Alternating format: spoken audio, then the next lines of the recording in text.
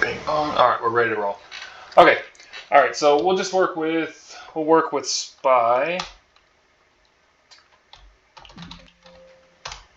We'll just work with SPY. So this is how I do it.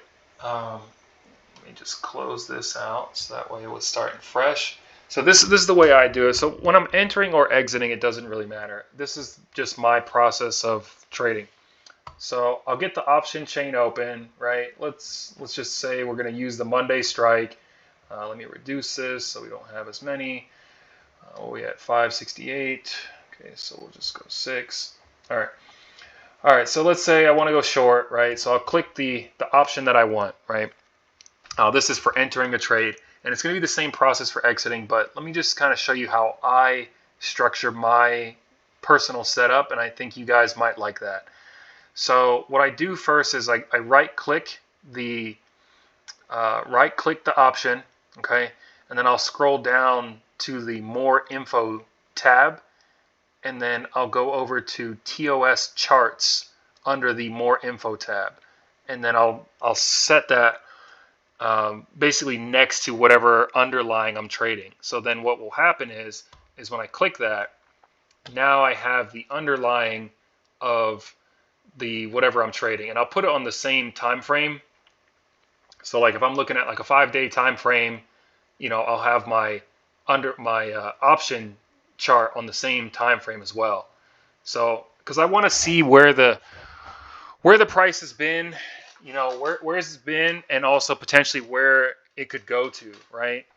So like right now, like this one is trading between what is this? This is like 1.2 on the low end to like 3.6.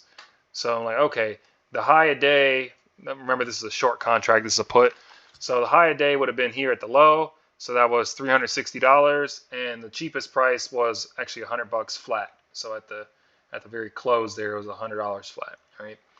So the reason I want to see that is because of options and they have their their variables. Sometimes IV can expand and contract even intraday, just depending on what it is. Like we saw that on the trade that we did here for the FOMC. We saw that here. We saw the IV get crushed, during that time period where it was kind of like chopping back and forth. After we had cashed out there at the top, later on through the day, the IV was getting crushed. And even though, like for example, like I had entered a short hedge here on top of my long, or actually it was here. I entered it right here at 564.28, right? But even though the price was down here later on during the day, it was at 562.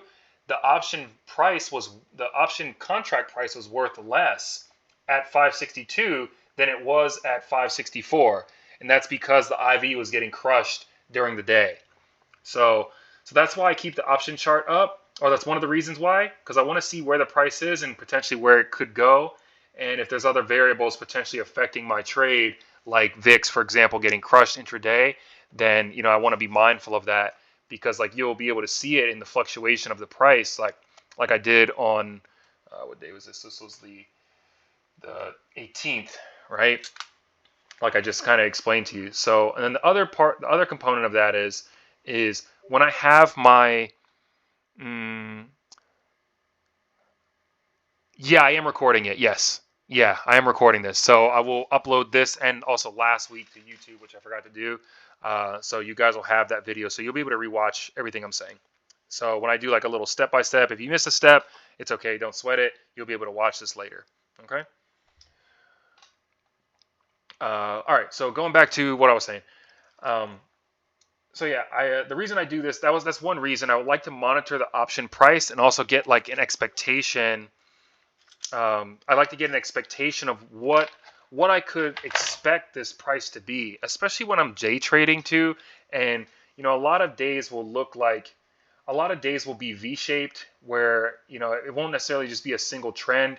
It'll trade up and then it'll trade down, or it'll trade down and then it'll trade up, right? So it's going to have that fluctuation. So like the reason I do that is because if I'm trading like a 1 DTE or 0 DTE or even 2 DTE like we were on Wednesday of last week, I want to have an expectation of what that price is going to be, so that way I can do what's called set a limit order. So I don't necessarily have to watch the trade, if you will, but I can set an expectation. It's like, okay, well, if this price was here at, if it was at 565 on the underlying, and that gave me a price of 364, well, if it exceeds that underlying, then I know that it's going to be worth more than 364. I know that it's going to be worth 400, 450, 500, etc. Right? So then, if I'm expecting that price to exceed it, what I can do is I can set up my chart like this, and this is how I do it. So, like, let's say I want to set a limit at, let's say I want to set a limit like this. Maybe I want to set a limit for 80 bucks, right? Let me see if this will work in after hours. Okay, good, it will. All right, so I set a limit here for $80. So maybe I want to buy at $80, right? I want to buy 10 at 80, and then I want to sell 10. I want to sell incrementally, right? So maybe I want to sell at, let's just say I want to sell at 405 because I'm expecting it to break that low a day, right? So maybe I'll sell 3. Maybe I'll sell 3 at 405, right? All right, so now I got that limit order set at 405, and then maybe I want to sell a few more. I want to sell, say, 3 more at 450. I'm moving a little bit quickly, but you'll be able to see this all again in the recording. So maybe I want to sell 3 more at 450, right? And I want to sell the last 4, or maybe let's see, because normally how I do it is I'll do 2, because I'll leave a couple runners. So I'll sell 2 at 5, right? These are limit orders that I'm using, right? So I'm using limit orders. I'll sell 2 at 5, let's say. And mind you, I'm just using this as a rough example, so just for understanding purposes. So I'll sell 2 at 5, right? And then maybe my last 2, I'll put them on like a stop limit. I'll put a stop limit maybe at, because I'm going to fill at 80. By the time it trades in my favor, I'll put a stop limit at, say, I don't know, let's just say 2.5, right? So I will just structure it something like this. So that way I can leave those last few to run to see how far they go. And I wanted to stop limit at 2.5. So because the spreads are tight here. And I'm going to show you why I do this. So, okay, so there you go. So boom, like that. So it won't let me do the stop limit in after hours because I'm not in the trade. Okay, but let's just say this is my structure, right? I want to buy 10 at 80. I want to sell 3 here. I'll sell 3 here. I'll sell 2, once it hits 5, and then I'll leave 2 to run. The reason I structure it like this is because I already know that if it exceeds this low price here, if it exceeds this low price, then it's naturally gonna hit that 400 mark, right? So I want to maybe I'll take a profit there, right? And then I know that if I'm getting, say, all right, if I'm looking at this chart, right, and I can say, okay, it moved from 567.45 to 566, almost $1, 1 point, right? It almost moved 1 point at the 745 bar, right? So I can go over here, I can look at my 745 bar, which is here, right? And then, all right, in that 1 point move, this contract went from 220 up to 290. So I got a $70 gain per contract for a $1 move in the underlying, right? So now I got some math that I can work with. So I can structure these, right? All right, maybe this one's at 405. I'm expecting it to break this low. All right, if I get another point past this, so this would be 565, maybe it moved to 564, this would be roughly maybe a $75 to $80 gain on the contract. Now, this is, again, rough, but you want to have some idea when you're trading, so that way, one, your limits aren't too tight, right? Or your order, or your trailing order, like I showed you how to do last week, your trailing order is not too tight. Because let's say you want to get out of the trade and you want to use a trailing order, right? Like I showed you last week. So you're going to go down here, edit, you got 2 left, right? Because you already got these limits set up firm to take profit. But then you're going to go and you want to say, all right, I want to do my limit order, but I know I'm getting a $70 spread per point. So if the contract at this point is trading at like 400, 450, I'm not going to want to set like a 0.2 or a 0.3 or even a 0.4, right? If I want to give it some room to breathe, because I know that every point up or down, it's moving at least 70, 80 bucks, right? Because you can see that in terms of how much it's moved already. So maybe on my final two, maybe I'm going to use a 1.0 on the trail like this, so that way it's a little bit outside that 1 point fluctuation. So that way if it does pull back, or if it breaks that low a day here, right, and it pulls back a half point, I don't want to have a 0.45 trailing stop, because obviously it's going to knock me out. It's too tight, right? It's not enough room to let it run. All right, so that's the other reason. That's the second reason why I have this up. And then also the other component of that is, if I want to execute a quick order, like if I want to move really, really fast, the fastest way that I found to adjust an order is when you have these tabs already on here, right? I want to buy here, I want to, whatever, sell here, sell here. The quickest way to do an order, because sometimes you're in a fast market, is you can just grab this tab and you can just slide it. You can just slide it up, boom, send. Now it's there. That's the quickest way to move an order. So if I need to move this, if I'm in a fast market and this trade really starts to push, I don't want to have these limits so tight.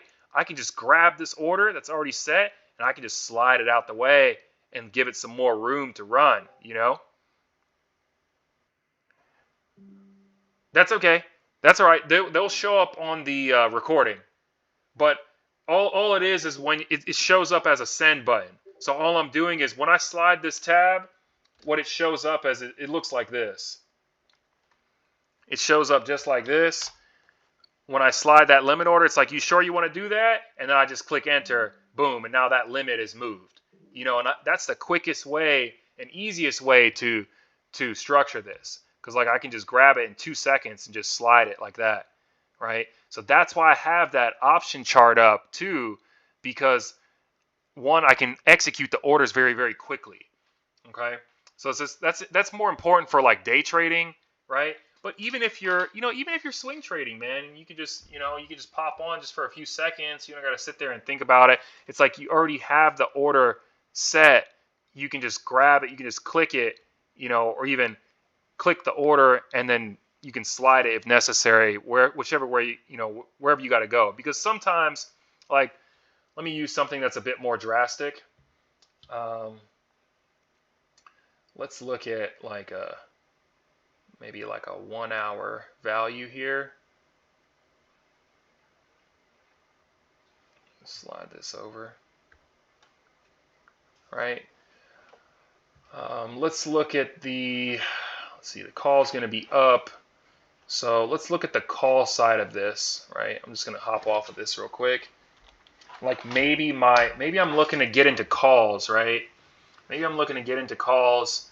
This is a really, really cheap one. So let me get something that's a little bit more expensive, so that way I can demonstrate what I'm talking about. So let's get into maybe something like this. Maybe I'm interested in this call. Okay, all right. So this thing's trading at 4.5, right? Maybe I set a buy order to purchase this, right?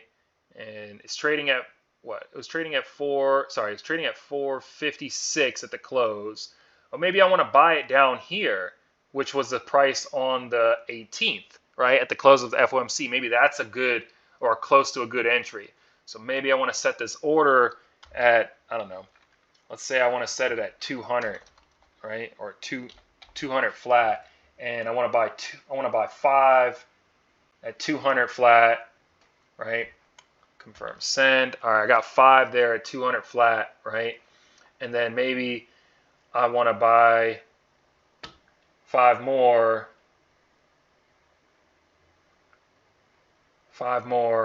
at, let's say, $1.80. 1.80. Okay, so I got my 2 orders there set. Now if I want to move this, if I want to change this, right, These are a little tight. Let me adjust this. Let's make it a little wider so for visuals look a little bit better. We'll set it to 1.0 so it has some spread there. Okay, so same thing. Maybe this trade is running real far south, and I'm like, you know what? Maybe 2.0 is not a good entry.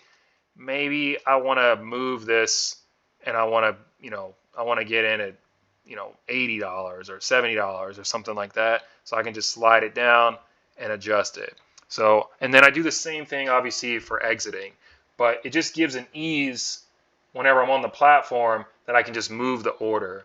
Okay, so that's how I make the order adjustment quickly. And then for like trailing orders, obviously, if I need to, let's say if I have a limit order, I already have these limits orders set. If I need to make an adjustment, I can always replace this with if I want to put a trailing order in, I can replace it with a trailing order. Let's say I want to get in at the open tomorrow. It was trading at 456. It's probably going to be trading at maybe, if it runs flat, maybe 420 at the open. So maybe I want to get in at the open, but I want to trail it. Maybe I'll just put a 0.40 trail on it, and I'll just leave it at that, right? And just let it fill from the open. What's confusing is the option price goes the other way of your trade if it's a short. Yes. Yeah, exactly. Yeah, it's going to be an inverse movement. Yeah, the option price is going to go up as the underlying goes down, and the option price is going to go down as the underlying goes up. Yes. Because it's short, obviously. But long is going to run directly in line with the underlying. Not too confusing, but just be mindful of make sure you have a little C there if you want to go long and a P if you want to go short. Otherwise, you're gonna have a bad day. But so that's how I do my orders. I use a lot of, I'll have limits set, but then I also use the trailing orders when I want to start a trade, and then if I need to adjust it, I'll adjust it. But I like having the option price right next to the underlying, so that way I can monitor where the price has been and also have an expectation of where to go. So those are the most simple orders that I would use. Simplest. That's the simplest way to do it, and I do that all day long, especially with day trading.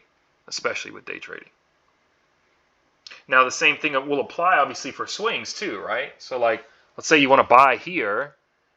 You're trying to maybe get a pullback and buy into this. So maybe you're going to buy 5 at the open on a trail. Maybe they fill at 3.5, and you got another order that's like kind of deep that's sitting down here, for, I don't know, 1.5, let's say. Maybe we'll just move that to like 1.5. So then you'll have an average between the two of like 2.5, right? Your average will be like 2.5, but then you're estimating that, okay, this price is going to go higher. It's going to go higher than this 8.2. So I'm going to end up, maybe setting a sell side orders up here, right? Maybe I'll set a sell for 5 up here on a limit, maybe at 10, let's say, as an estimation, right? So I got 5 there set. I can always, I can duplicate this order, create a duplicate if I want to do it quickly, right? So it already sets it up as 5 right away as soon as you do a duplicate, which is something that's easy to do, right? Because especially if, like, let's say you got 10 contracts, it doesn't even matter. Let's say you got 4 contracts, right? So the moment you hit duplicate and you're just trying to sell 1, it's going to just make another order to sell 1, right? And then you can maybe adjust that. You can adjust that higher or lower to whatever the value is that you want. All right, so maybe I'll set this one to 12, let's say, right? Oops. Let's replace. Let's do this. Set this up. All right. Here I want to sell 5 more at 12, right? Because I'm estimating that price to go higher, and that's like maybe a good take profit for me, right? You also got to be realistic too, obviously, with your goals. So why is it not letting me? Oh, okay. Yeah, this is problematic, obviously, when I'm trading. Oh, it's eating up all my buying power. I'm setting all these orders up. It's eating my buying power up. Okay, but you guys get the idea of what I'm getting at here. So typically, when I'm my first entry, I'll do what I showed you guys last week. I'll use a trailing order to get in, and then from there, I'll either trail or limit in, and then the same thing on the exit. I'll either trail out or limit out. Just depends on what the goal is. If I get into a zone, like let's say, let's move on. Let's go into SPY here. Okay, maybe I have a zone like we had here at 340, right? The moment price got to 340, I just limited out. I don't need to trail. I don't need to figure out, oh, is this going to bounce? I'm like, no, it's probably going to bounce. I'm just going to take my money now. Right now, I'm out. You know? So, but like on the way there, right? Like I had a limit. I had some limits here at like, it was like 343, 342, and then the full exit happened right there. And that literally as soon as it got to the bottom of that wick and that volume started cranking up there, right? So yeah, so that's how I exit a trade. that's how I do it. That's how I structure it. Now you can also use like an order rule, but I think that may be a little bit advanced. For now, I think it would be best to start focusing on just doing exactly what I just explained. We'll leave the order rules. Once you can do this effectively, then we'll start doing more advanced orders where you're not even you structure the order based on the underlying. And I mean, sometimes I don't even watch the trade. I just let it play out. I just let the computer do its thing. That's typically when I'm using a GTC order. But again, I don't want you guys doing that just yet. That's a little bit advanced.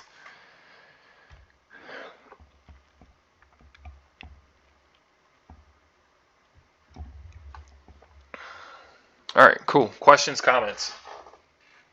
I feel like we covered that pretty quickly. Yeah. Correct. Yeah, it can be a limit or a trail stop. It could be either one. Yeah, it could be either one. It doesn't. Yeah, you could use either one. It just depends on what your goal is, right? So like this the standards, the rule of thumb I've given you is 10%. So whatever the contract value is, 10% of that is just a good rule of thumb to enter or exit. Especially because you guys are not going to be trading 0 DTs. You guys aren't probably not even going to be doing 1 DTs. You're going to be doing, 1 week to 2 weeks, if not more, contracts. So 10% that's a good spread. You'll notice here. Let's just look at one. All right, let's say we go to SPY is probably not a great example right now because it just ripped $10, so it's like kind of looking kind of crazy. But like, let's say you were on, I don't know, you were on this cat at 355, right? And you wanted the 355 contract at 355. Okay. Well, they're closed at $1,800 last week. So let's just take a look at that real quick. This is on the, what is this? 20-day, 1 hour. We'll go same thing. Okay, so I don't know. Cat's got lower liquidity. Let me go to something a little bit higher so the chart's clear. Sorry. Let's go AMD. AMD at 150. So we'll go 150 strike. Just to give you a visual so you have an understanding. Okay, there you go. That's better. Remove this thing off of here.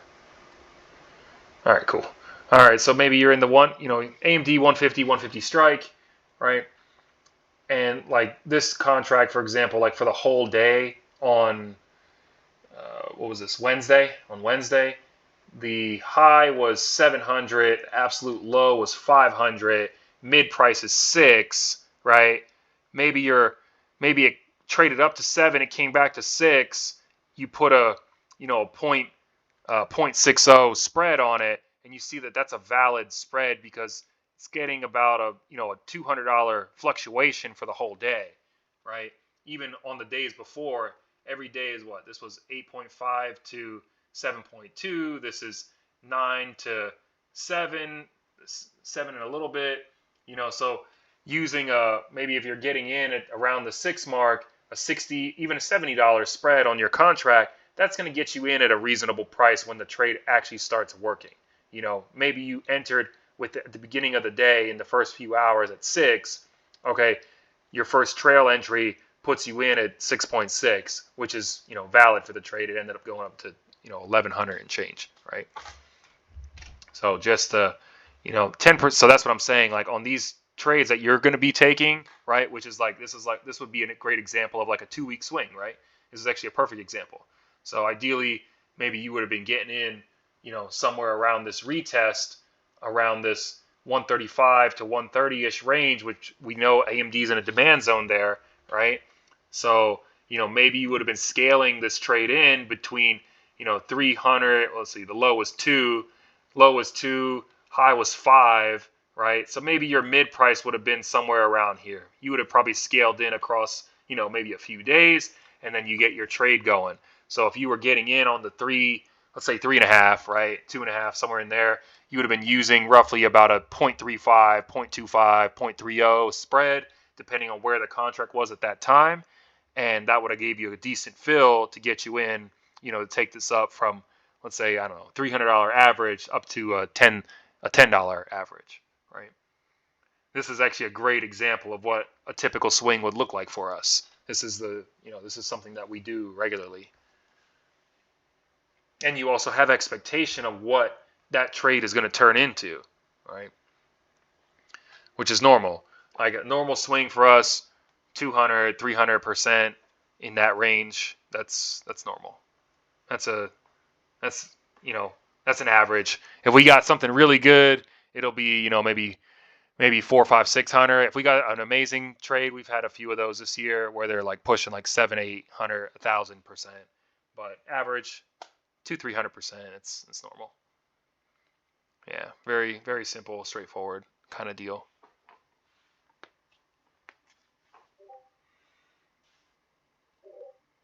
Mm-hmm. Yep.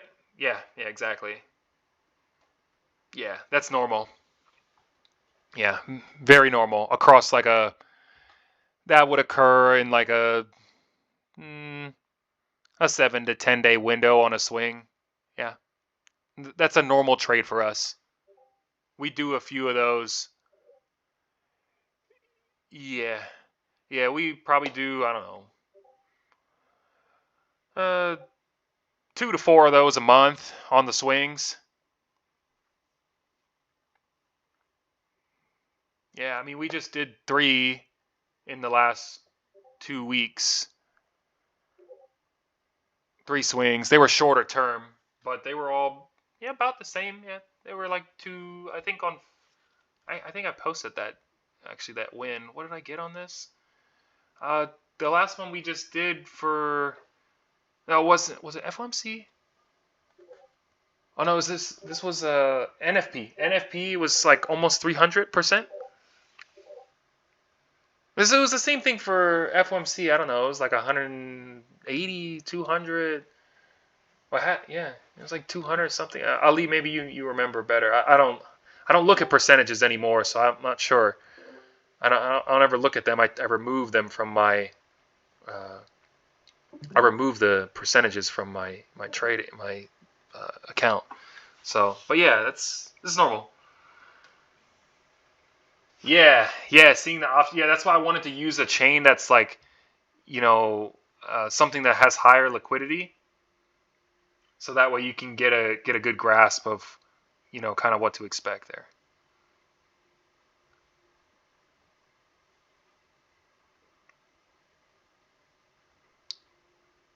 Info for you, you just joined us just now. I saw you just hopped in. So everything that we've been talking about has been recorded for the last 30 minutes. So you'll be able to see everything we discussed. It'll be uploaded to YouTube and pasted in the education section. Yeah, the FOMC percentage, I don't remember what it was. I mean, we made money and that was it. I just closed the trade. I don't remember what the percentage was, but I was just kind of just highlighting our averages, like 250, 300 is normal. I don't remember what the FOMC was. I think it might have been a little less or a little more. I don't know. I know what the account growth was on the day for me. It was like almost 3% on the day. So, where is your indicator of higher liquidity?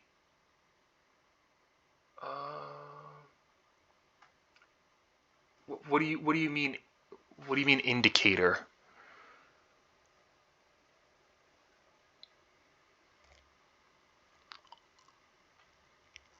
Because I don't use indicators. Oh, so the reason the reason I just moved to AMD because I was trying to show you guys the option chart. So AMD has higher liquidity in the option chain than CAT. I initially was on CAT, but the chart is not as filled in like this is. So it's not as smooth of a transition. So it's just visually it's not as visually it's not a good visual to teach on. Yeah, sure. Yeah, absolutely. Yeah, so like if you're on CAT, right, go like 355, and you'll see exactly what I'm saying. You know what? I'll just put them next to each other so that way you can see them both. So this is on a what is this? This is 20-day 1 hour. So go same time frame. You see what I'm saying? You see how it's kind of like choppy? Like there's like these like gaps in all this like spacing. You can't really get a good visual. That's because the liquidity is lower on CAT options. We do trade CAT, but not as often.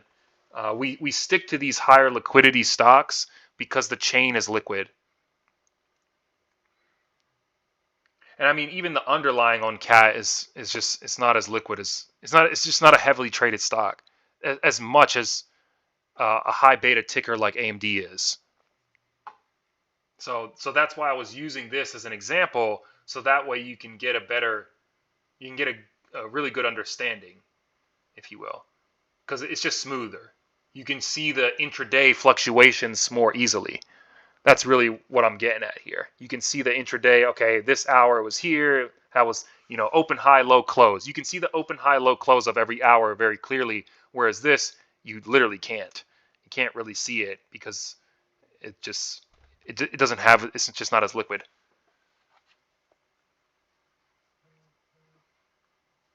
Yeah. Okay.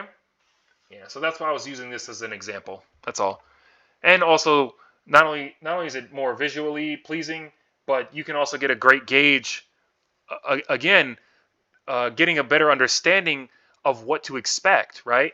So it's not only what to expect in terms of like swing callouts that I'm doing, but also what to expect for intraday and what to expect when you're live in the trade. When you have a position, you already know you already know what we're aiming for. Like you have an estimation, right? Like when we entered, well, we'll just talk about CAT. Like when we entered the CAT trade, for example, like our entry was like $400 a contract, right? That's what most people were on.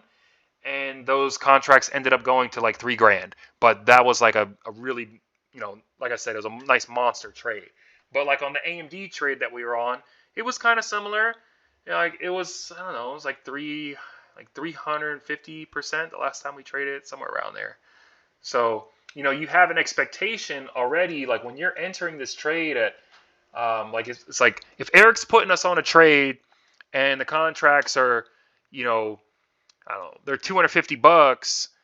This trade's he's probably looking for an exit somewhere around like the $700 to $800, $900 range, like somewhere in there. Like that's most likely what the target is for a swing.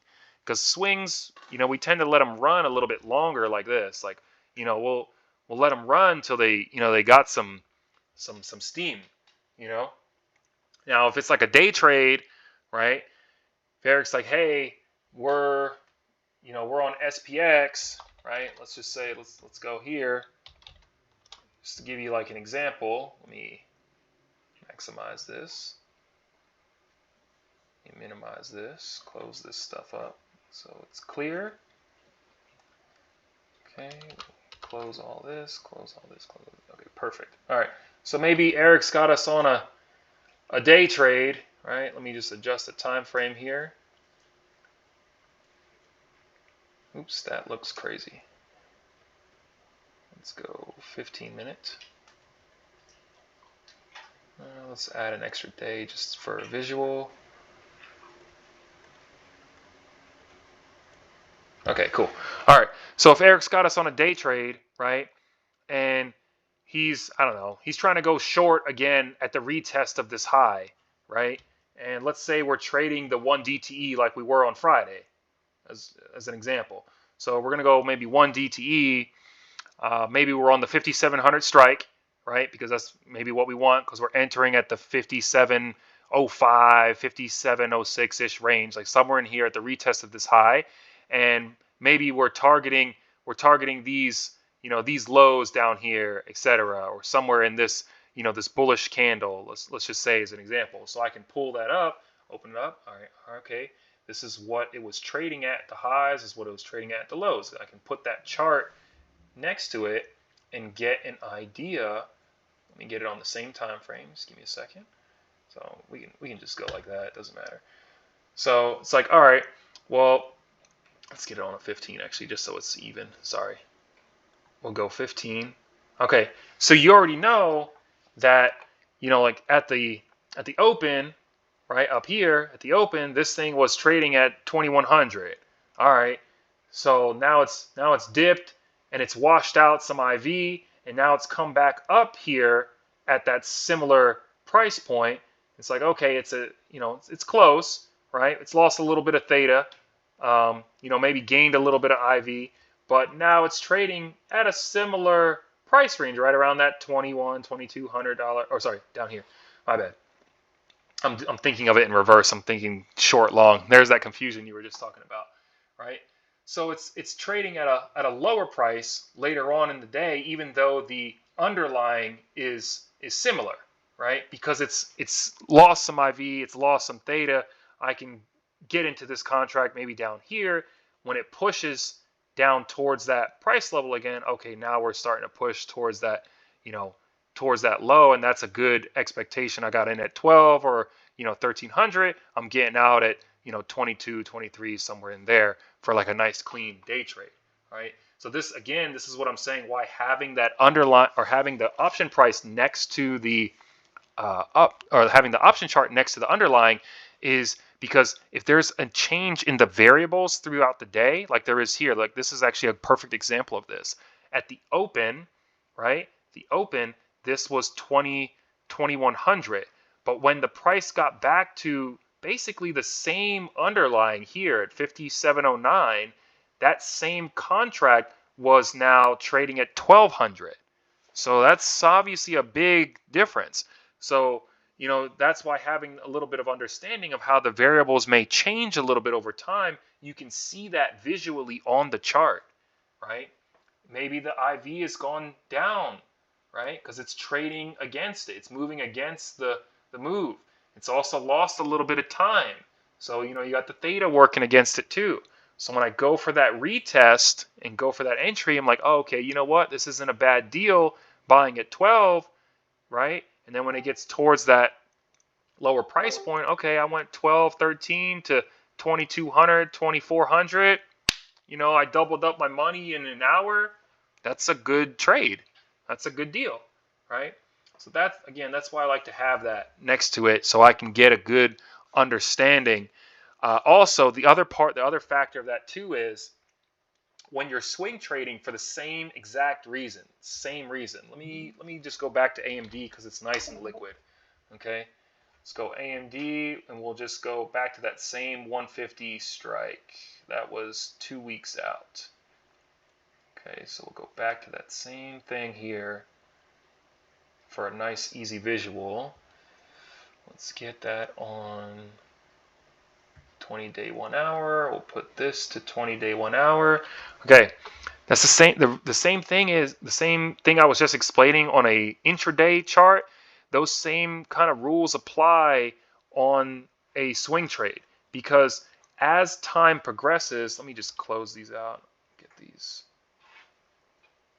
Remember, when you're buying an option versus selling it, the reason I scale the entry is because, remember, let's say I'm scaling in across these 4 or 5 days.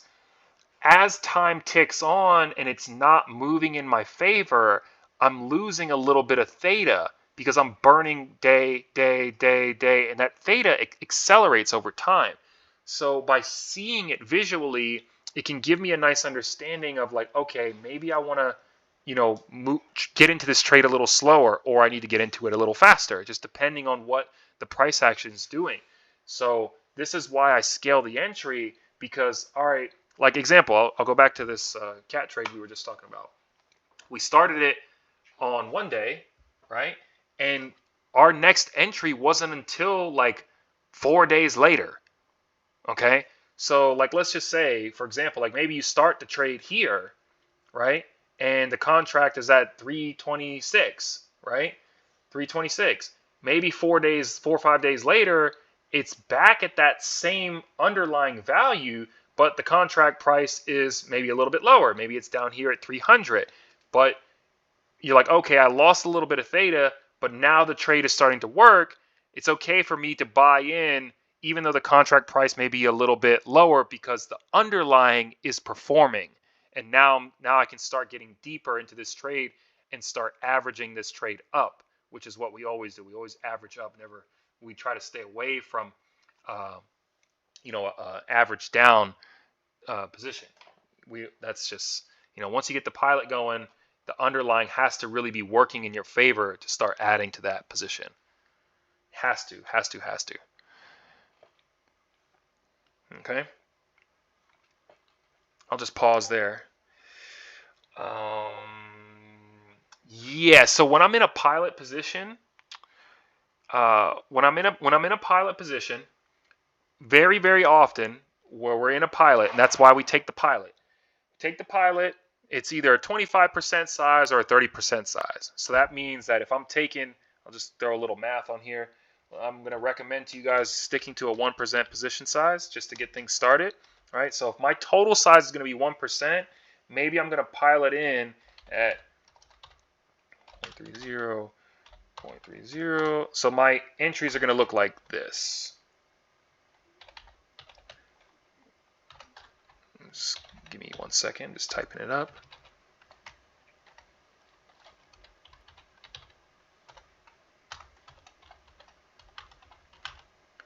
Okay, so my entries would look like that. My first entry on that pilot is just going to be that 0.30%.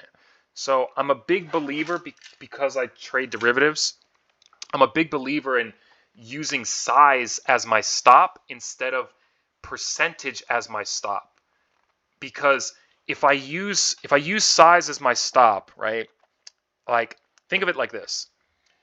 If I enter this trade here, which would have been right here at 12 o'clock, right? At the close of this on the 3rd. Maybe my position is that maybe I get in right at the close. It's $315, right? It's $315. If I go in at full size, let's say my full size is, I don't know, my full size is $1,000, right? That's my full size. Okay, I get in at full size and I set a 25% stop, right? So I'm in 1,000. It goes up in my favor. Okay, I got money on the table, but my target's much farther away. So I'm in at 1,000, and then later on it trades down, and look, it goes all the way down to $1.95. That's going to hit my stop. I'm going to get stopped out the trade, and then it's going to do the exact thing that I expected. Okay? This is terrible, right? Because that's the worst feeling.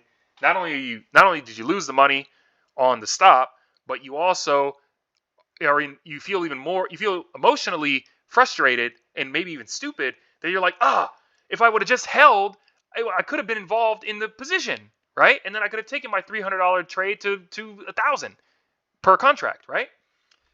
But if you're in here at $300, right? Even if this trade goes down 50%, right? 50% on a 2-week contract is a lot. And everyone in here that's been trading with me, that's experienced, they know, like, if it's down a full 50 after you pilot, you maybe want to start questioning either the entry or the direction, because this possibly is something inherently wrong with the position, right? So let's just say you're in the trade here at $300, right? And it trades down. Let's say it goes down against you 50%. You're down 50%, but it's only a pilot position. So you're only down 0.15%, right? That's it. It's all you're down. You're only down 0.15% of a total position size, right? Because a total position size would be 1%, right? So what I'm getting at is, when I take the pilot, then I can just sit in the trade and I can observe the price action and say, okay, well, it popped it here. There's a little bit of buy stack. Maybe they're going to do a liquidity sweep. All right, if they sweep it and then it starts trading back above this baseline where they rallied it here, if I get a break, hold, close there, maybe I'll start adding into the position when this very obvious trend starts changing, right? And you can see that shift, very clearly, right? You can see it change direction, right? And you probably, if you go back in time, I can almost guarantee that during this time period right here, like this stretch, you probably had a point of control developing probably about the 138 mark. I can almost guarantee it, that if I go back and look at this, there's a point of control that's probably dead center. And so you can make decisions now off the price action and the liquidity. And you can say, you know what? There's a point of control at 138 that's developing. Yeah, it's still trending down. I'm going to hold that pilot until it starts pushing and breaking and holding and closing above that point of control. And you can actually see, if you use one of our rules that we have, the gap rule, right? Even if you took a position here, even when it goes back down and trades later, possibly it's pushing against your option price, that gap, look what happened. It gapped up and it followed the rule to a T. It traded up the whole day. And then the next day, based out, and then look, break, hold, close over that high. And now it's starting to push above this prior BFI footprint, where you would start adding to that position on a break, hold, close and a trend change, right? And that's where you would start scaling in deeper and deeper into your swing. So that's how we do it. We manage our risk with our size. So if I get in a trade, let's say I get in here and this thing just keeps nosediving down. Worst case scenario for me, if I'm an absolute donkey, I let that 0.30% go to zero. Now that's assuming you just let it ride out and just let it go, even though you can see the clear signals that are against you, right? So sometimes we do take a small paper cut, but when we win, when the trade is working, we're adding and sizing up into our position, and then we get that 1% position size that turns into 2, 3, 4, 5, 6, 7, 8, sometimes more, 10% or more. It just depends on how far the trade runs. So, so that's how I manage risk, especially with, derivatives, because derivatives, they fluctuate, and you're working against certain variables that are time sensitive. And if you manage your risk with size instead of just going with strictly percentage, and use the scaling method that I'm going to be teaching you guys, that you're going to learn, that is honest. I haven't found a better way to get into a swing position and also be able to hold that position with time. It's, in my opinion, much better to have $1,000 position size and just only pay attention to the price action, right? And make a decision based on what's happening actually on the underlying, versus having a $3,000 position size. I get in and I just set a 30% stop. And we have quite a few people in here, but let's see. We have Corey, Ali, and Jerome will all tell you that uh, doing that, what I just explained, by just getting in and just setting an arbitrary stop number. Okay, I'm just going to stop at 30%, and you do a one-click in, you're probably going to get stopped. You're probably going to get stopped. Okay. So the scaling method is definitely the ticket.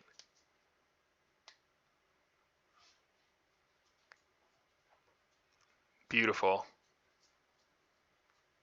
Beautiful. Good job. Nice. Good job, Chris.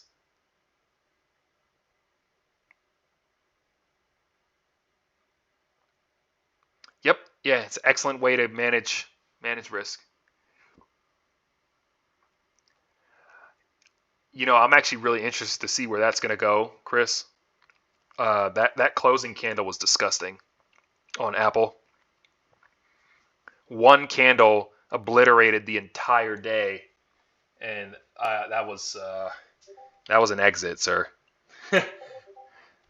that was an exit signal right there. Right at the retest of that high, that was a lot. So I'm really interested to see what's going to happen with that, because that was ugly. If I'm not mistaken, that was the highest. I saw a line. I have to go back and look, but I'm pretty sure it was the highest daily volume. I think it's like something since like 2022, something like that. Yeah. So good job though. Good job taking the 250% win, sir. That's a good one. Very good. Nice easy dub there on Apple. Market loves Apple. We all love Apple to a degree. Love-hate relationship. Nothing wrong with exiting at the prior high, sir. I mean, it was right there. So, but good job taking the putting the stop in, man, because I know that can be, that can be difficult sometimes. All right, so you asked me about adding to a position, and you have another question, dumb question, but as you add to a position, you're essentially buying a new option contract for each addition to your position. Doesn't the price of the option contract matter? Yes, it does. Yeah, it does. Yeah, so I typically will add to the same strike. That's just me. Like I'll add to the same strike. I don't like to have a good night, sir. Yeah, that's fine. I like to add to the same strike. Uh, how do you add to it? Like, are you asking me a price action structure question or a execution question? Yeah, it's the same thing like I just showed you earlier. It's the same thing. So you can either click the chart, hit the buy button, right? Or you can, you'll have this. It's just the same thing I showed you last week. You're just going to be adding to the position. It's just going to be more expensive. That's all. Yeah, you just select the contract. Yeah. Okay. Yeah. Yeah, super simple.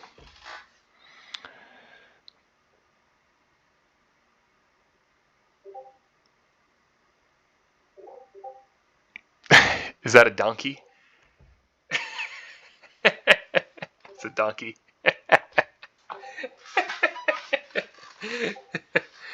Yeah. Good.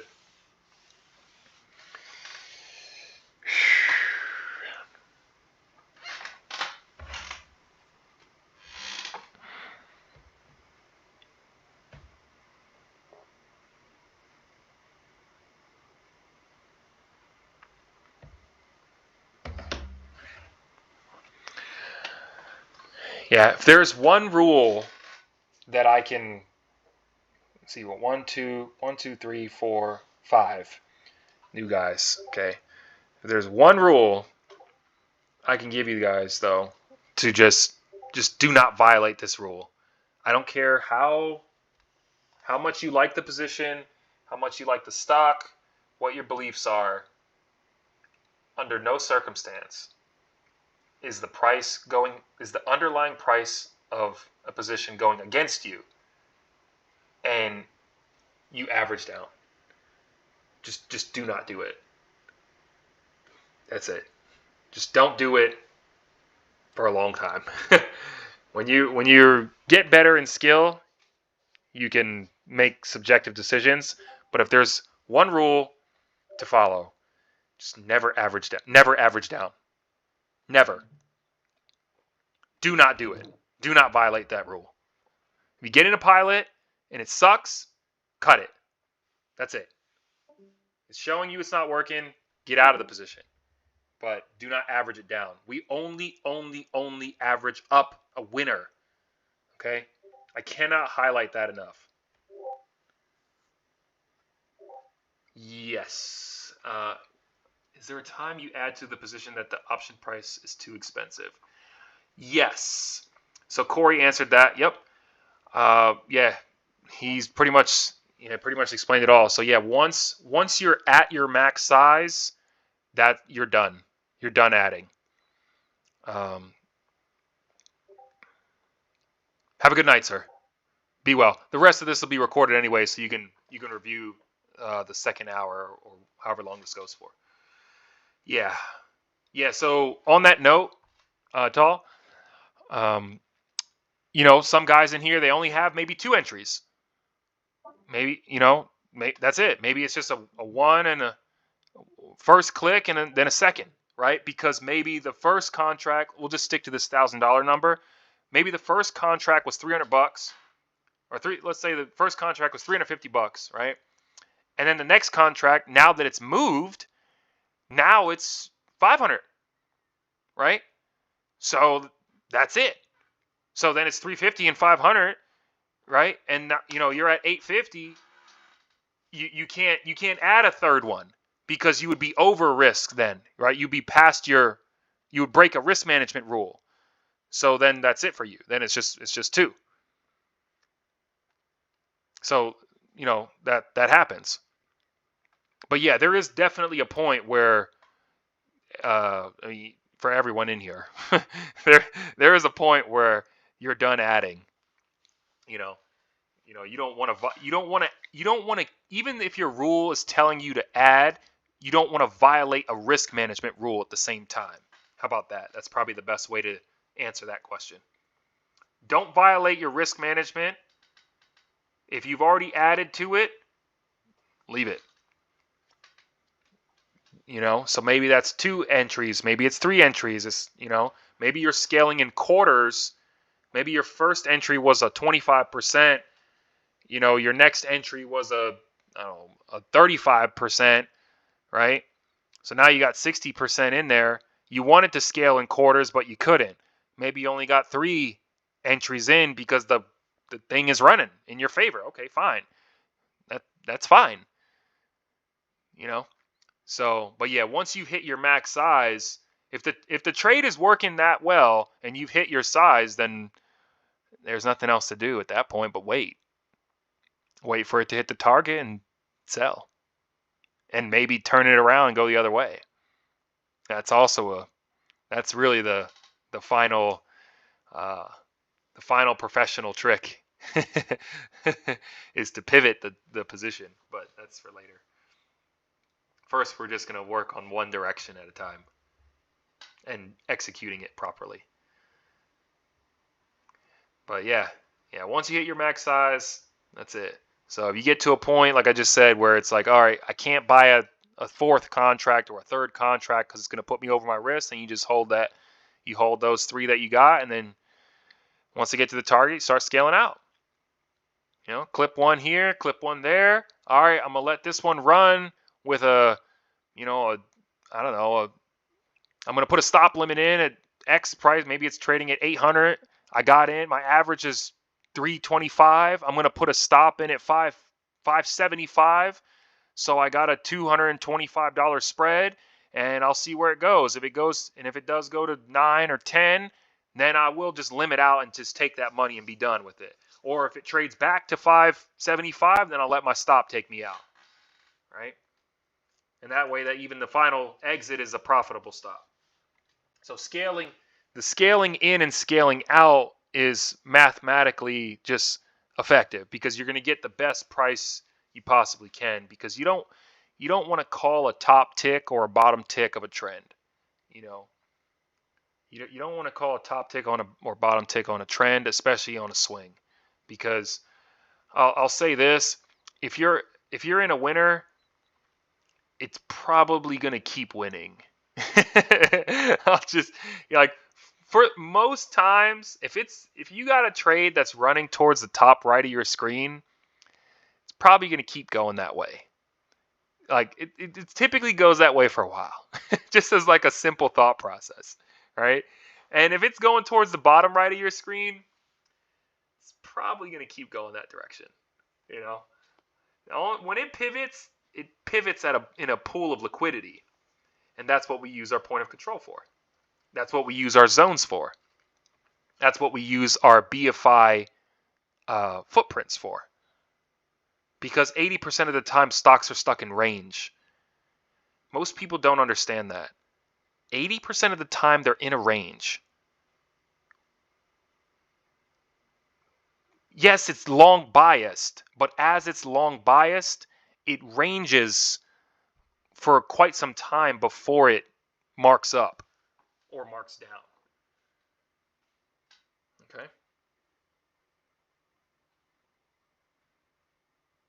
And not only 80% of the time are they in range, but also 80% of the time the long position is also correct as well. Put that one in your notes too. Correct. Correct. Yeah. Yeah. Most of the time, it's going to be in a range. For here, as actually a great example, we have been trading this range for I don't even know how long. Like I have to really zoom out on this to see. Okay. We have been trading this range since, what is this? April.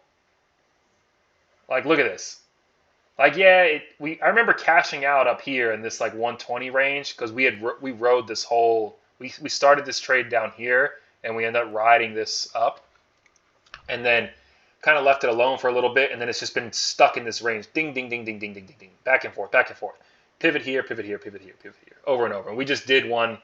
We did a couple actually a few weeks ago from here. Took this short, and then we took that long, and then I think we left it alone after that. But like most of the time, it's stuck in range, and that's what I'm saying. Like it's rare that you get those big breakouts on the monthly. That's what I was explaining to you guys in the crash course, for example. The monthly zones are very, very strong. Very strong. So when you have that monthly zone, it's rare that it's going to break. If it does, if you do get a break on a monthly zone, that's a big deal. It's probably going to continue. Put that one in your notes too. You get a break on a monthly zone, it's probably going to go. It's probably going to keep going until it gets to a pool of liquidity. Yeah, of course. Yeah, absolutely.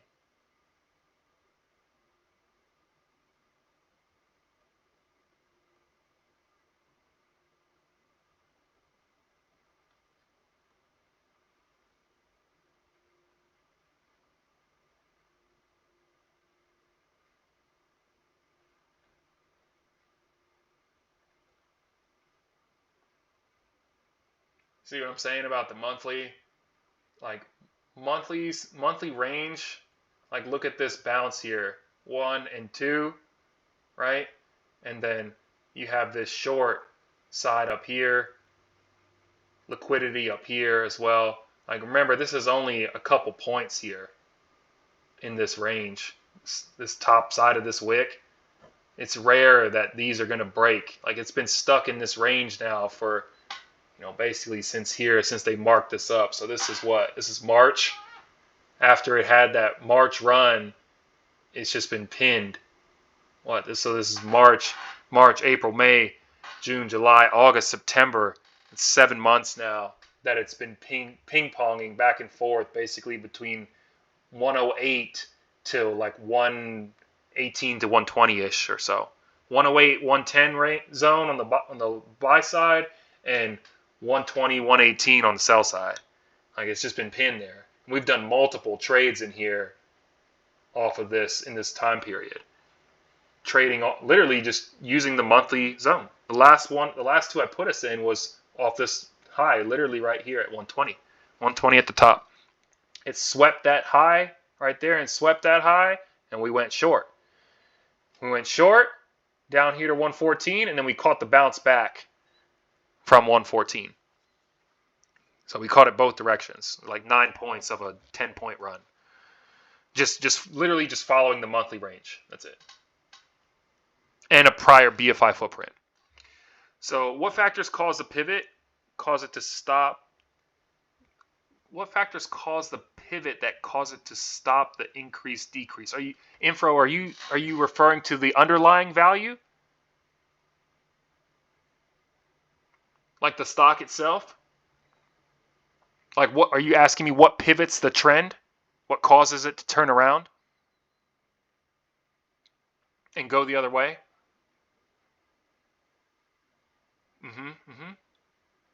Yep.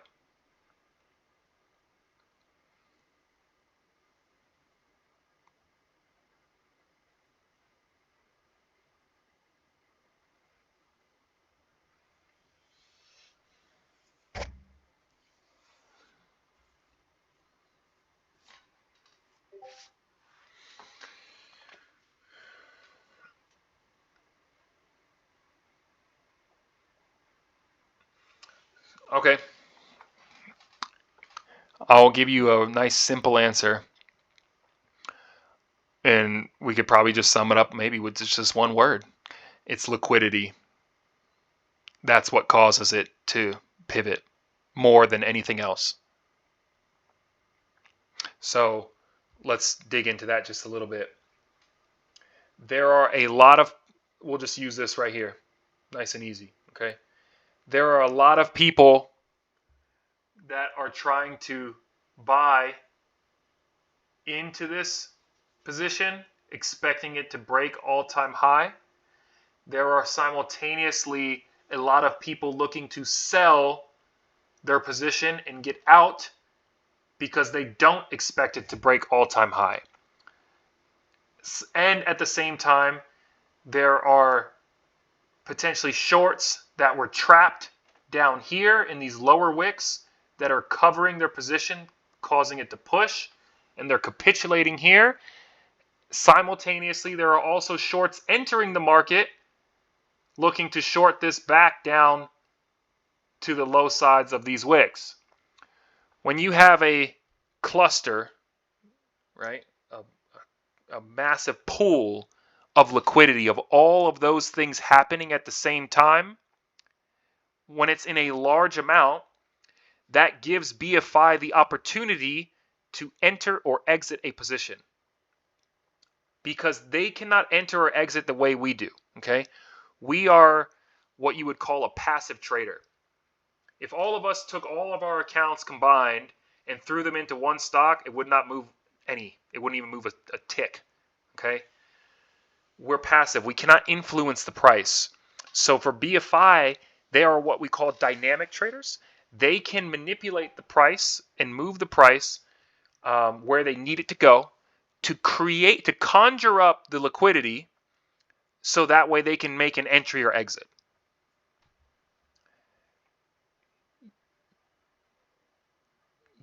Yes, exactly. Yeah, they have so much size that, like, example, if there's no liquidity, actually, here you go. I'm going to show you. Let's go back to what happened on Wednesday. Let's go look at this. This is a great example of this. Let me remove these off the screen here. Just clean it up a little bit. Okay. When BFI clicks the button and there's not a pool of liquidity, that's how you get movements like this, where it moves from 562 to almost to 569 in 15 minutes. They don't want to do that, okay?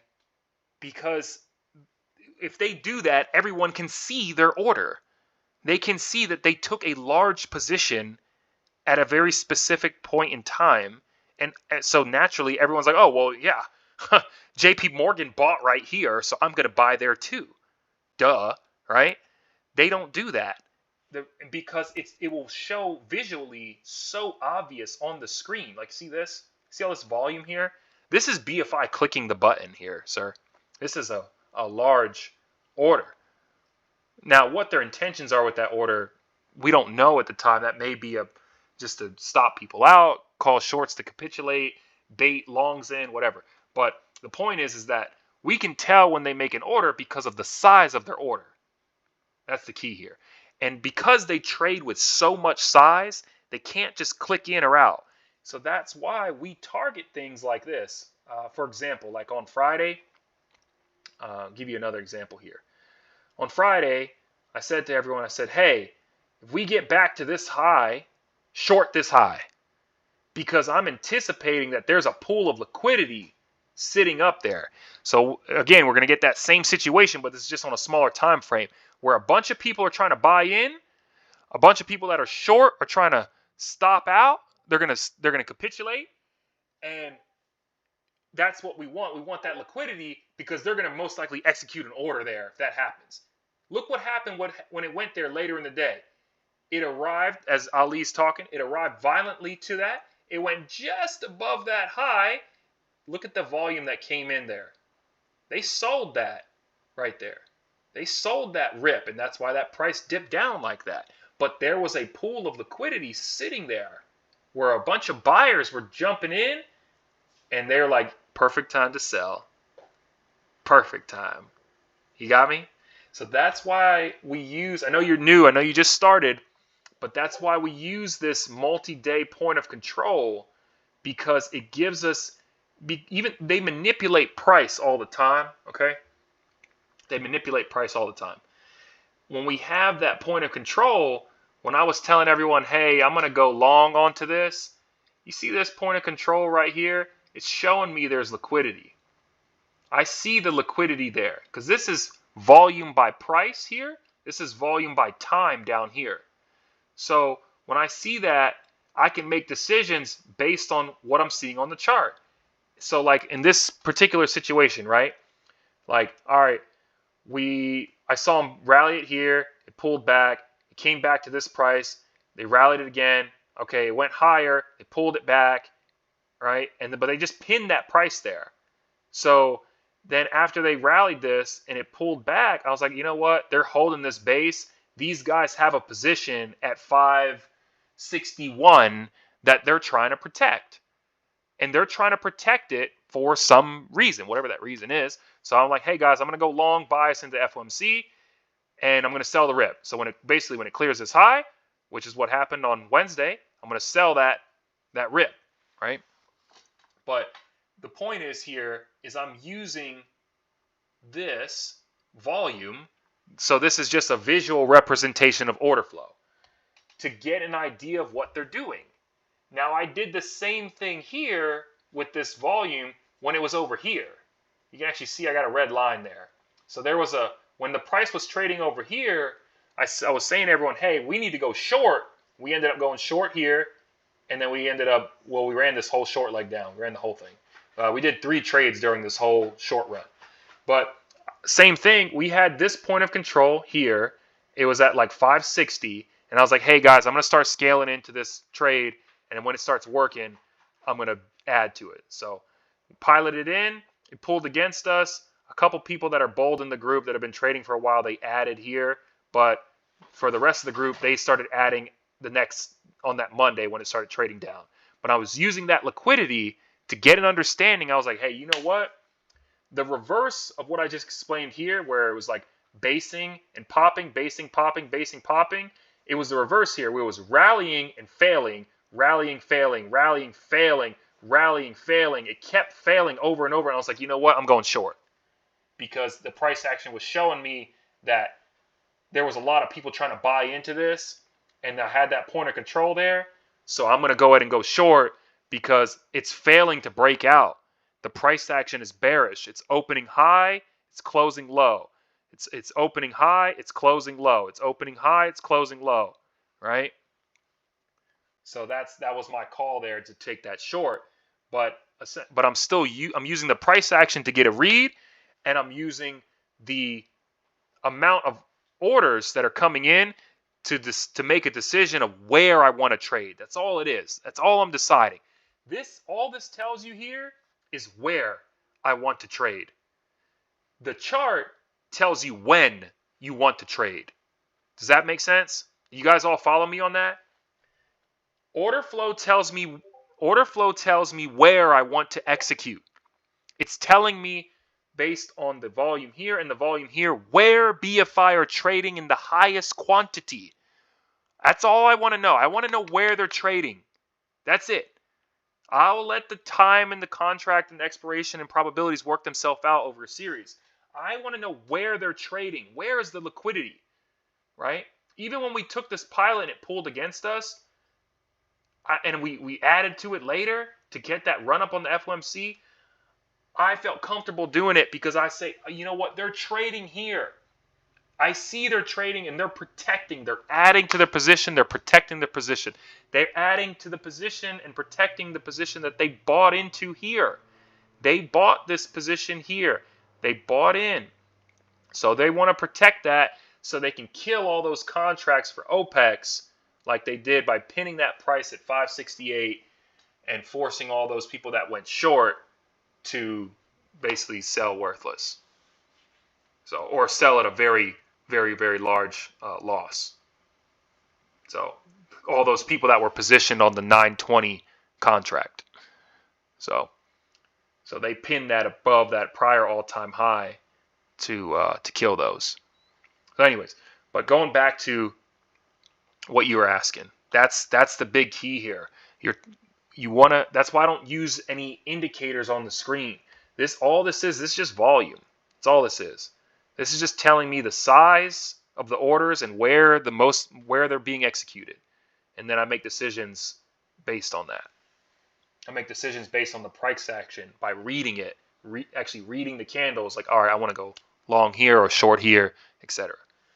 That's the more complex side of it. Okay? Hopefully that answered your question. If it didn't, feel free to dig into it some more.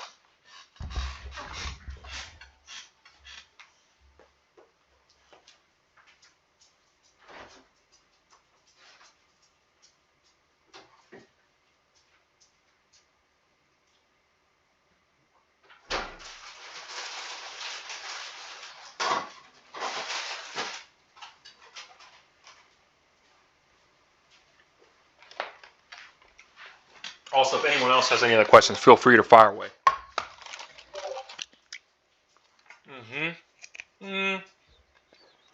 That's one way to think of it, sure. You could think of it that way. I don't think you've seen the crash course yet, have you? Okay.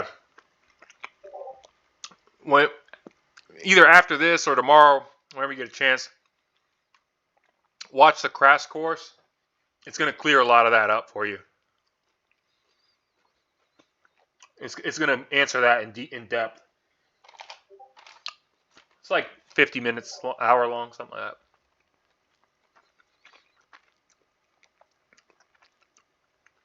But yes, essentially what I'm doing is I've learned how to recognize how BFI trade, okay?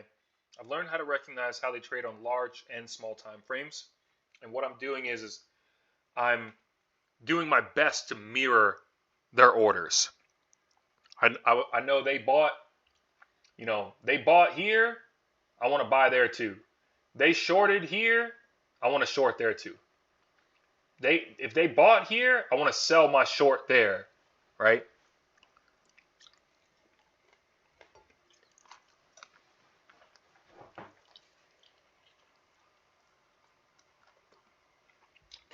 And a lot of these answers to that question of where they bought and sold will be found simply by looking left.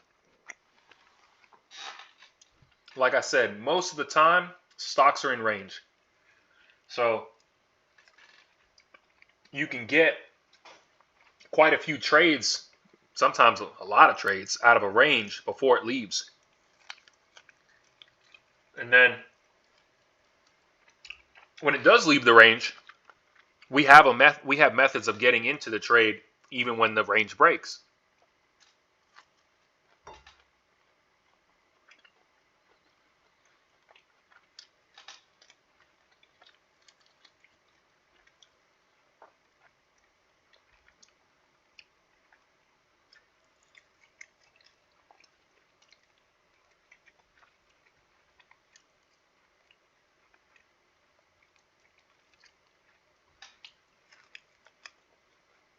Ideal situations for us, though, we try to be involved in the trade before the range breaks.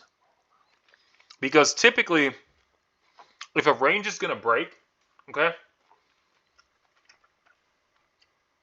and when I say break, I mean really break. Because like I told you, those monthly levels, they're hard to bust.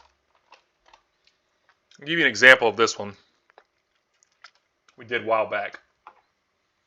Let's go a little bit higher time frame. Give you a little bit of idea here what I'm talking about. We're going to focus right here because this is where I made the call. Okay, these are weekly candles. Okay, notice how long it's spent in this range here. 1, 2, 3, 4, 5, 6, 7, 8. 8 bars before it decided to leave. I probably pressed on the group on this particular trade. I don't even know how many times I talked about this one. I was like, guys, when this thing sweeps, when it hits this low at 170 again, go long, go long. You can go back and look in the trade idea. Yeah, like I don't even know how many times, dude. I don't even know how many times I pressed on this trade. Like I'm like, you have to take this trade. Go hit this trade. It's gonna be a monster. We got to do it, etc. I'm like, this is like classic move. Whatever. It's a little expensive because it's Tesla. The contract's a little pricey, but whatever. Anyways, point I'm getting at here. Look how many trades you can take one just off the range while it was there. Bing, bing, bing, bing, bing, bing, bing, bing, bing, over and over again, right? But what typically happens before a range breaks is one, you're going to have a large point of control, which will be at the side of the chart, which you'll see, which we saw during this setup. There was a massive point of control just sitting there at like 177. And then what BFI will do is they will do a liquidity sweep right before the big move happens. Write this one down in your notes because it happens more often than not. There is often a fake move before the real move. There's often a fake move before the real move. And this is what Abraham and Tal and you guys have seen me talk about over and over again on the intraday stuff, where hey, I want to enter right above this high. I want to enter right below this low, because I'm expecting that same thing. This is just a large time frame, but the way they trade is the same thing. It doesn't matter. That large or small, they do the same tactics. So you see, look at the low of this price here, the low of this range, all these weekly candles, right? They pushed that price down, right? They shoved it down to see anybody's got any stops in there. Notice the volume ticks up a little bit. It elevates, and then it takes off for the races on a 100-point move. Okay? And it was around like, it was like somewhere in this range here. I was converting to equity because the trade was just going insane. I was like, it's time. But anyways, but the point I'm getting at is they will typically spend a lot of time in range if they're going to do a range break. And if they're going to be in that range, this idea is the same idea I had with Cat. It's the same thing. Is it like something you guys will notice too? Is the reason my trades work is because they're all the same. They're the same setup. They're just on different time frames. Look, here's the same thing. Right here. It was pinned in this range, bing, bing, bing, bing, bing, bing, bing, bing, bing, and then it takes off. See what I'm saying? The longer a stock is stuck in a range, the bigger the price move is going to be. You can write that one down too. The longer it's stuck in range, the bigger the price move is going to be when it breaks.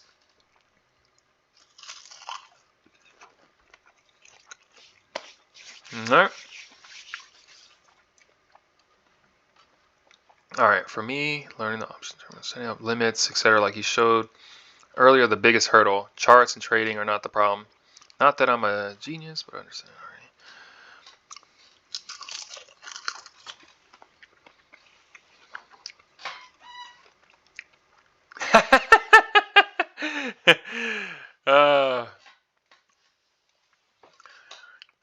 Why? That is a $1 million question, man. All right, I'm gonna tell you. So there's a couple things happening, and this is why I keep highlighting this to you and the other new guys that are here. Just follow my trades religiously until you understand and know how to implement the process. Okay? Because what ends up happening is they learn enough to where they feel that they can make subjective decisions. They take 10 random trades, and then after they've taken those 10 random trades on their own, I come along and I'm like, hey guys, I'm ready to enter this position. Mind you, I don't trade very much. If you've noticed over the last few weeks, I only call out 2-3 trades a week. That's it. It's not a massive volume, but my quality of trade is very high. So they'll take those 10 random trades, okay, lose on 8 of them, 7 of them, 6 of them. Now they're scared. Now they're hesitant because they've taken 7 losses, 6 losses on their own. All right? And then they don't take the trade because they've already lost money on their own. And that's the biggest issue. They're afraid to execute because they've already lost. And so then they don't take that trade, and then they see it run. Oh my God, I should have took it. This, that, blah, blah, blah. So I'm not only the technical side of it. You're gonna learn. Everyone in here that's new, you're gonna learn very quickly. You're gonna learn it fast. It's not. This is my method is very simple. It's very, very simple. But are you going to have the discipline to sit there and wait and wait and wait and wait and wait until the setup arrives? That's it. If you notice, like for example, on Friday, it was like, I don't know, 9:30, 10 o'clock. And I was like, hey, I'm done. There's no setup here. That's it. And I'm done for the day. I'll come back on Monday. Yeah, the discipline is, I cannot emphasize it enough. But and that's because I take high quality trades. High quality trades are not frequent. They're not frequent.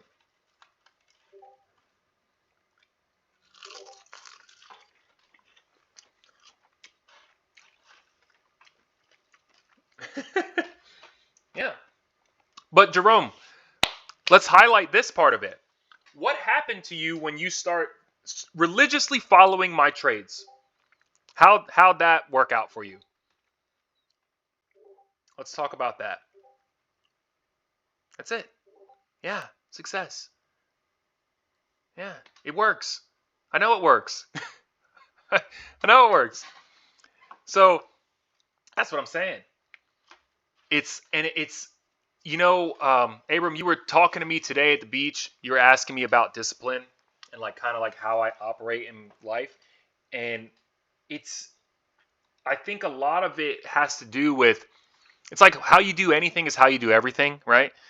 So it's like if you're not used to being focused, disciplined, uh, you know, strict with yourself, not acting on emotion, in control, calm, like a lot of these are psychological uh, these are psychological skills. They're not technical ones. They're psychological ones. You know, most of the failure in trading is a psychological error coming out as a mechanical error. You know, they hesitate to get in, then it moves, then it moves, it moves, it moves, it moves. Then they get into the winning trade late, right when it's about to pivot. That's a psychological error. They saw the signal, they hesitated, they didn't get in, then it ran. Then they saw a second signal to get in. They didn't take that one. Now it's at the other end of the range, ready to pivot, and now they want to get in.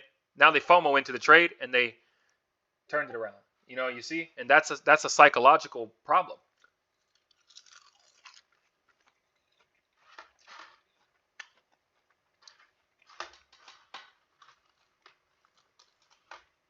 Or they had a pilot trade, right?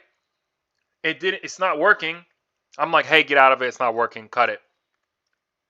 And instead, they don't want to take the loss. They say, you know what? No, this trade's going to work. I'm going to add to it. I'm going to average it down. That's a psychological failure. It's not. That's a psychological one, and coming out as a mechanical error. Yeah, I agree. Yeah, everyone has it. Some are faster than others. And they come to the realization of, I have to wait. That's really all it is, more than anything. This is, yeah. I mean, shoot, man. We had Arju in here. We had Arju in here from day one. He ready to. He's like, whatever you say, let's do it. And yeah, from day one, just I mean, he's a monster, young kid.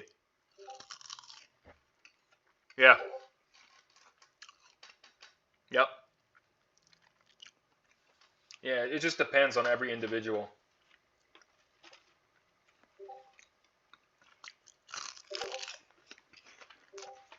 Mm-hmm.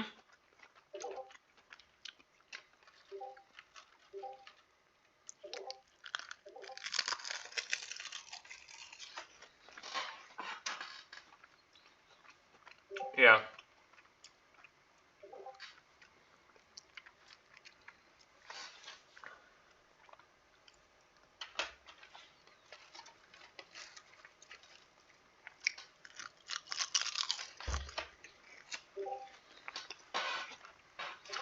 Hmm.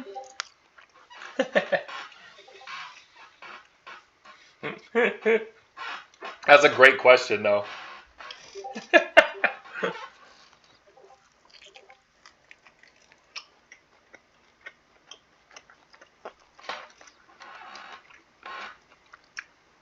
Talking to you, Ital. That was a great question. Why don't they? They do and they don't. That's the issue. Yes and no. Yeah. Yeah, I know. I give out a 2 to 3, maybe 4 trades every week that are 2, 3, 4, 5x every single week. But I'm only giving out maybe like one a day.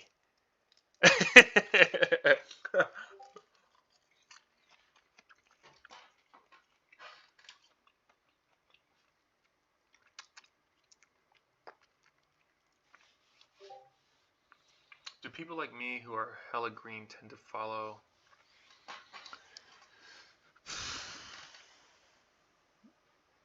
Mm,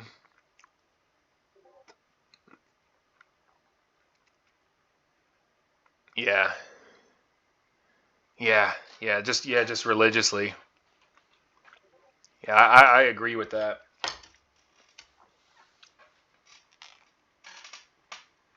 Yeah, I mean, it's just what you're learning is you're not only learning to you're not only learning a technical method that works, but even more importantly, you're learning to immerse yourself in a process, in a system, and that is, like I said, it can be very new for people to discipline themselves in that manner. You know, it's like, okay, I got these variables, I got these setups, I got these 5 setups that I'm looking for. I'm only looking for, like I told you earlier, Abram, I'm only looking for 5 things. Yes, they occur on different time frames, but I'm only really looking for 5 setups. That's it. Nothing else. It's super simple. Like, but it's like disciplining yourself to wait for that to occur. I mean, that's just it's yeah. It's difficult for people to do that. It's very, very, very difficult. Very difficult. Especially, I think, in like the modern day and age. I think it actually is getting worse because everything is instant. Everything is now. Everyone is, like they're not everyone, but people are addicted to dopamine. They're addicted to instant gratification. Now I want to do it today, and oh man, it's like a drug, man. Yeah, Jerome will tell you, man. He's had to kick some. Jerome understood the technical method within, I don't know, very quickly, I feel. But his psychological development, it took some time to kick these habits. Like I told you guys the other week, whatever psychological or neurotic behavior that you have, it will, those demons they'll stalk you in trading. You'll be forced to face them. And that can show up in a variety of different ways.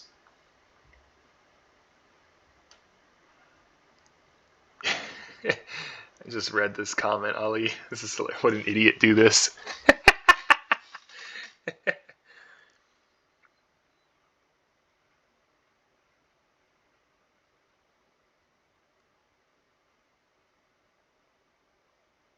Hmm. Yeah, okay. That's an interesting take there. That's actually interesting. That makes sense though.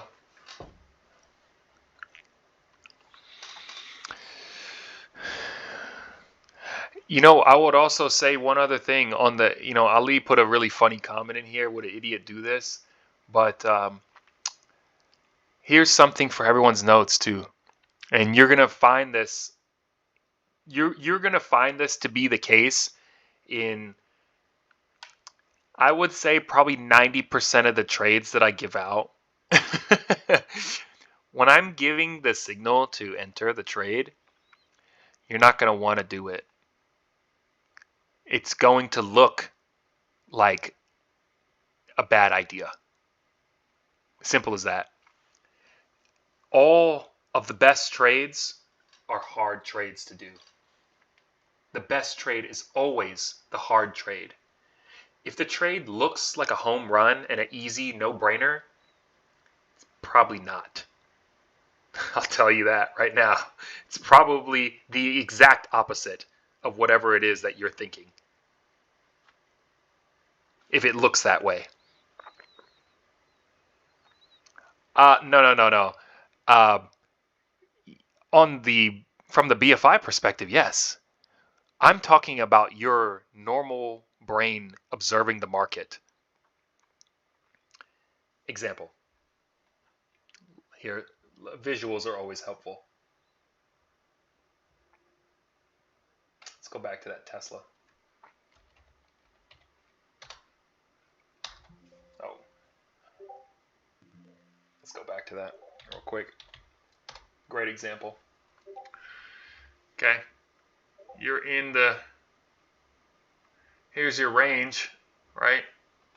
Here's your range like this. It rips up high to 191, right? Perhaps it fails to 168. That does not look like a good idea to enter at 168 underneath all of these lows, does it? A standard brain would not think to enter there. Otherwise, all retailers would be rich, right? The standard brain would not think to enter there. But from our perspective, that's where we want to start the trade. I can guarantee you they did. I know that they did. I know 100% they did. Otherwise, it wouldn't have done this.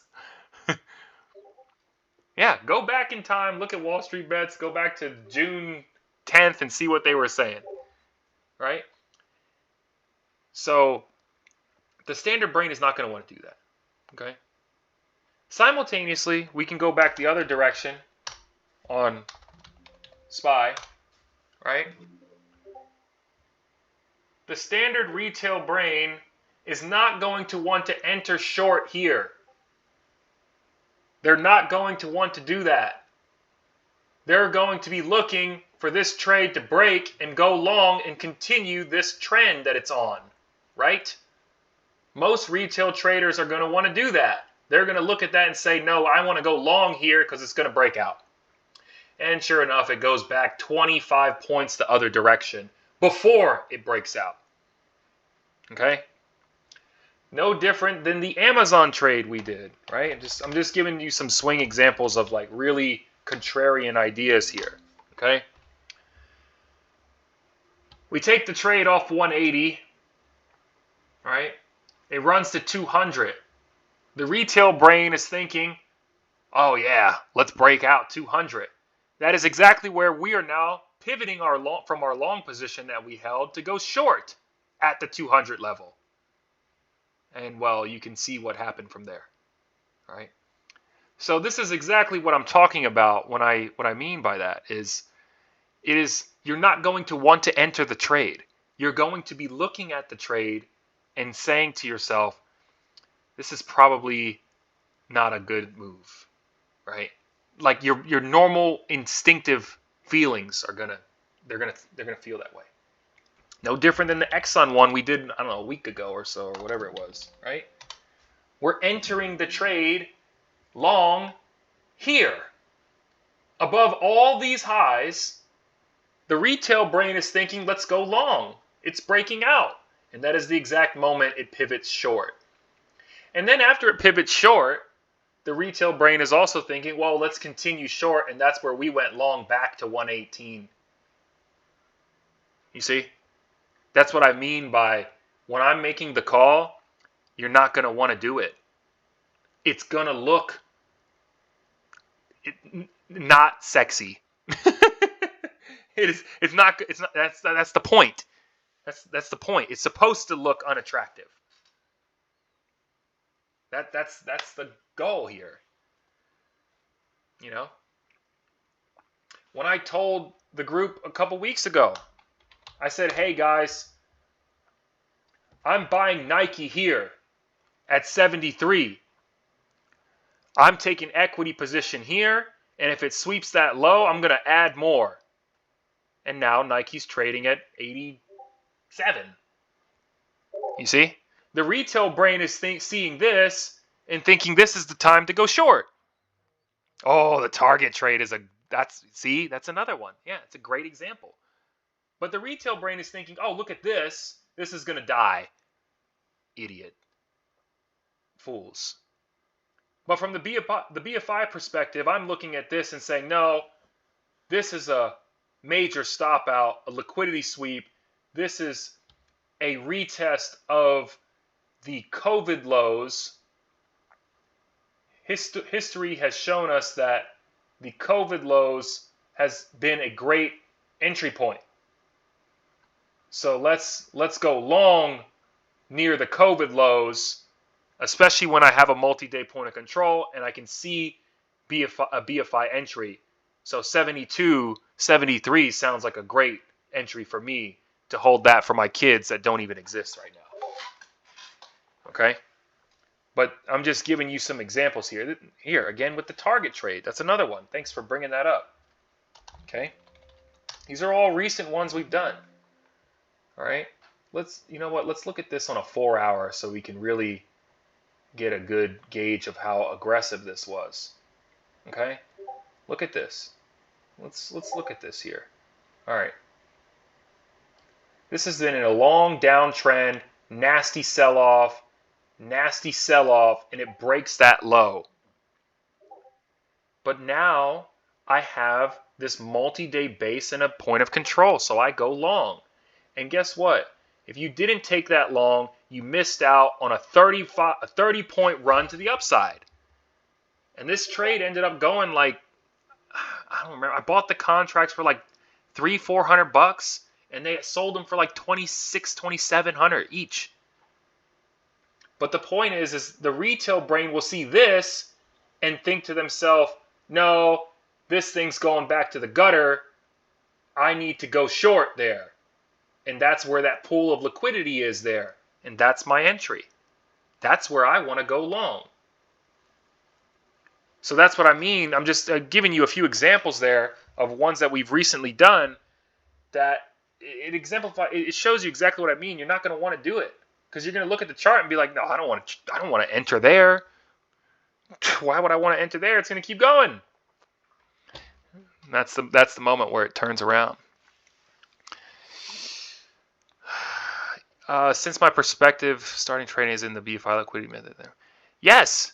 Yeah. Abram, yeah. You will start thinking contrarian. Yes, because you're, again, going through the process of trading with me, you're going to see how I think. That's really what it is. You're going to see how I think, and then you're going to adopt that thinking behavior. Right? You're going to adopt that and say, yeah, you know what? This is yeah. Yeah, it's good. Okay, got another question. Can you talk about converting into equity? So actually buying the underlying with the profits from the option trade. How do you convert? So the Tesla trade you converted. What is the process? It's called exercising. You exercise the option. So that's not something that I've introduced to you yet, but we can talk about it. So, example, I was on the 140 strike here on target. Okay? When that trade ran up into the 160s, I exercised a portion of those contracts. So what that allows me to do is I now own target at $140. Okay? I own target at $140 for however many contracts I want to exercise. And then whatever profit I have from the other options, I just bank that. Okay? I did the same thing with Tesla. I did the same thing with Baba. I did the same thing with CAT, AMD, Microsoft. If I got a winning trade and it's a monster, I exercise. That's it. If I got a monster, that means that BFI has supported my position so much so that that contract is not only the contract's deep in the money, but the equity is deep in the money. Ali, who just started doing that in Green Yoga Jesus, he exercised with me on the AMD contracts we had, which was on the 130 strike. So you're just converting the options. Really, what they're, the main goal of trading options is to convert to equity. That's really what you want to do. So we bought these 130 contracts over here in, what was this? This was early August. We got on these in like what was this? We entered like somewhere here on the 130 strike. So, and I kind of pressed him a little bit to exercise. And I was like, dude, this is a good position, man. Like 130 AMD, it's good. Go for it. So yeah, so that's my When I buy equity, that's how I like to buy it. I like to buy option contracts, and then when they work well, I exercise the position, and then I own it at that strike price. Okay?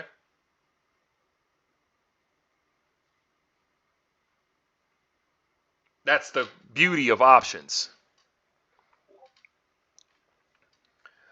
No, so it's going to be 100 shares per contract. So then obviously you decide how many you want to exercise, because that can, depending on the underlying value, that can get really expensive really quick. Obviously, you can only exercise if you have the money in your account to do so as well.